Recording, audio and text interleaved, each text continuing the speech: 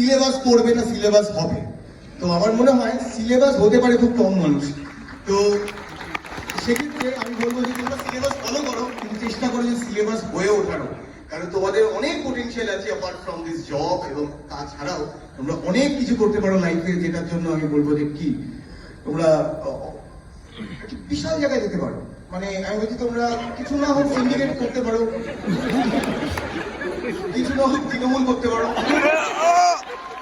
কিছু না হোক বিজেপির ক্যাডার হতে পারো, আইটি সেলেও জব আছে এখন। কি হচ্ছে না তোমার জীবনে? কি করবে? অভিনেত্রীর কমেন্ট বক্সে গিয়ে ভরি হয়ে গালাগাল, ফেসবুকে লড়বে যুদ্ধ নিয়ে বা কিছু নিয়ে একটা। তো এই জবও ফাঁকা আছে এখন।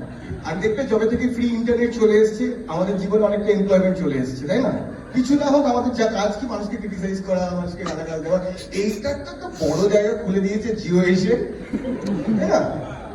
এই তো কে কে করে এখানে মুখ থেকে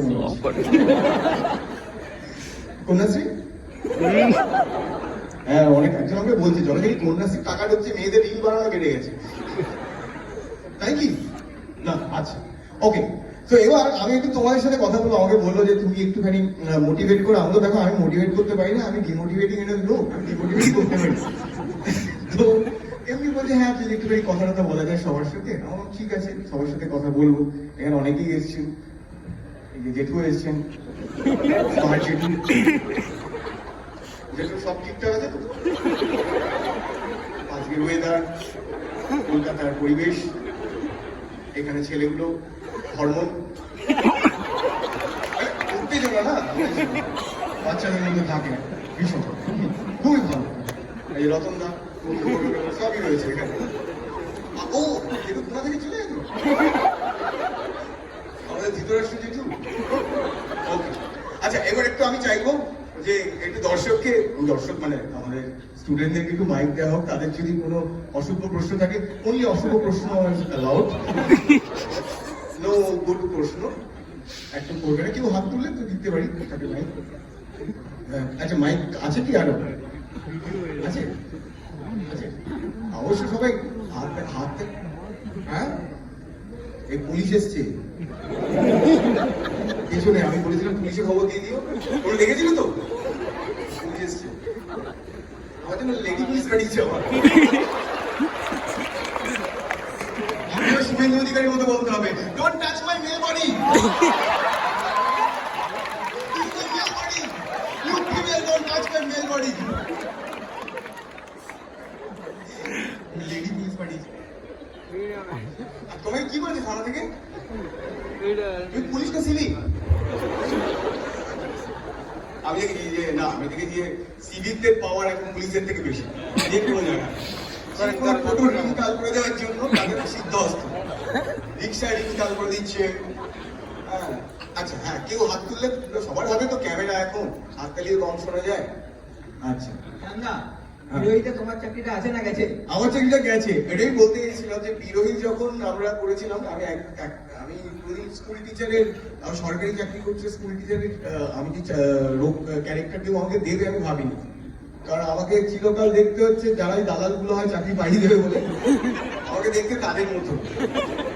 এই জায়গা থেকে কেউ একজন শিক্ষকের রোল দেবে আমাকে কোনোদিন ভাবিনি। তো বিরোহীর চাকরিটা গেছে, এবং বুঝতে পারছি বিরোহী কত প্রাসঙ্গিক ছিল এই সময় দাঁড়িয়ে, তাই তো? তো বিরোহী ওয়াজ ভেরি রেলেভেন্ট। কারণ বিরোহীর গল্পটা তোমাদের বলি ছোট করে, যে বিরোহীর যে গল্পটা অনেকেই যারা এই পেশায় রয়েছে তারা অনেকটা রিলেট করে যে এতটা ট্রু কি করে হয়। বিরোহী যে গল্পটা, যিনি পরিচালক প্রদীপ্ত ভট্টাচার্য, তার ছোটবেলার একটা বন্ধুর গল্প। হ্যাঁ আমরা সিনেমার জন্য, সিরিজের জন্য আমরা অনেকটা এক্সাজারেট করেছি, কিন্তু তাছাড়া ওই যে গল্পটা একদম সঠিক গল্প। কারণ সত্যি ওরকম একটি গ্রামে তার পোস্টিং হয়েছিল, যেরকম বিরোহীর মতন একটা নটোরিয়াস গ্রাম, যেখানে বাবা হাবার দৌড়াতো, এবং তাকে সত্যি অতটা দূরে একটা ট্রান্সফার হয়েছিল যেখানে তাকে জল পেরিয়ে চাটনি পরে সাইকেল মাথায় নিয়ে পেরোতে হতো। এবং অনেকেই বলেছে এরকম হয়, কলকাতার লোকেরা মেনলি বলেছে, যারা মানে পশ্চিমবঙ্গ বলতে শুধুমাত্র বোঝে কলকাতা। হ্যাঁ তো আমার মনে হয় যে বাকিটাই পশ্চিমবঙ্গ, কলকাতাকে আমি রেস্ট অফ বেঙ্গল মনে করি।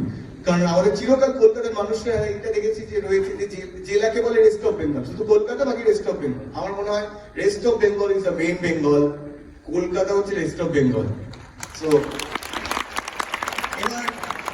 কলকাতার মানুষের গোটা বাংলার জীবন সম্বন্ধে খুব কম ধারণা রয়েছে। অনেকে আমাকে বলেছিল যে সত্যি এরকম কোনো নদী হতে পারে, এরকম কোথায় হয় যে মানুষ সাইকেল মাথায় নিয়ে তাকে পড়াতে যেতে হয়।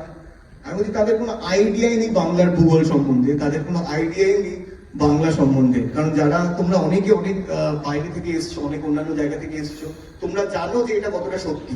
আমরা দেখতে পারি যে কলকাতায় 10টা ফ্লাইওভার হচ্ছে, ত্রিফলা লাইট জ্বলছে, অনেক কিছু হচ্ছে, উন্নয়ন হচ্ছে, কিন্তু আমরা জানি যে আদতে গ্রামে বা আমাদের জেলায় জেলায় ঘুরলে যে এখনো কোথাও গিয়ে প্রদীপের তলায় অন্ধকারটা কিন্তু রয়েই গেছে, যেটা হয়তো আশা করি ভবিষ্যতে চেঞ্জ করবে এবং তোমরাই পাল্টাবে। পেঙ্গুইনের মতো লাগছে তোমার? ব্যাংকের টিকা থেকে আমরা পেঙ্গুইন এনেছি। হ্যাঁ পেঙ্গুইন বলো, ওই যে ওই পেছনে হাত তুলেছে। বলছি যদি একটা লাইভ টেলিকলিং এখানে একটা টেলিকলিং টেলিকলিং জব মনে হয় কল সেন্টারে চাকরি করি। লাইভ টেলিকলিং খুব ডিফিকাল্ট এখন। যদি একটা টেলিকল এখন টেলিকল করবো না, ব্যালেন্স হ্যাঁ হোক একটা হোক। লাস্ট বেঞ্চে হাত তুলেছে। I love last benches. এই লাস্টে পেঙ্গুইন যাচ্ছে, ধরো অ্যান্টার্কটিকা থেকে উত্তর মেরু থেকে দক্ষিণ মেরুতে পৌঁছচ্ছে। গ্লোবাল ওয়ার্মিং এর দিকে তার মধ্যে মাঝখানে বরফ গলে গেছে, পেঙ্গুইনকে সাঁতার কাটতে হচ্ছে। হ্যালো হ্যালো হ্যালো, পাপ নিয়ে এসছো? আচ্ছা, পাওয়ার পোশাক বাইরে আছে, ঠিক আছে ঠিক আছে, দেখা হচ্ছে তাহলে। একটা রেডিও জকি আর একটা অ্যাক্টরের দুটোই আপনি রোল প্লে করেছেন, তো কোনটা বেশি এনজয়েবল আর কোনটা বেশি আরো চান এরপরে? চাই তো, আমি বলছি কন্টিনিউ অভিনয়টাই করতে চাই, কারণ রেডিও আমার অনেকদিন আগে মনে হচ্ছিল একটু ইরেলিভেন্ট হয়ে গেছে, কারণ কেউই এখন আর রেডিও শোনে না। কিন্তু রেডিওর জীবনটা আমি অনেক এনজয় করেছি, তার কারণ ওটাই আমাকে শিখিয়েছে অনেক কিছু। কারণ অভিনয়ে কি আমাকে দেখতে পাওয়া যাচ্ছে, ফলে আমার এক্সপ্রেশন, আমি যদি চুপচাপ দাঁড়িয়েও থাকি সেটার একটা ভ্যালু রয়েছে। কিন্তু রেডিওতে আমি না দর্শকদের দেখতে পেতাম, না আমাকে কেউ দেখতে পেত, ফলে আমাকে পুরোটাই যেটা করতে হতো আমার কথা দিয়ে, আমার শব্দ দিয়ে, আমার ভয়েস দিয়ে। তো ওটা অনেক বেশি টাফ জব। এবং ধরো সন্ধ্যেবেলা যখন সবাই খুব বিজি রয়েছে, আমি একটা ফাঁকা কাঁচের ঘরে বসে এতগুলো মানুষকে অ্যাড্রেস করছি, সেটা অনেক টাফ জব। অভিনয়ে কি হয়, একজন ক্যামেরার কেউ থাকে, একজন ডিরেক্টর থাকে, একজন মেকআপের কেউ রয়েছে, অনেক কিছু আছে। যদিও অভিনয়ে আমি বলছি যে কন্টিনিউ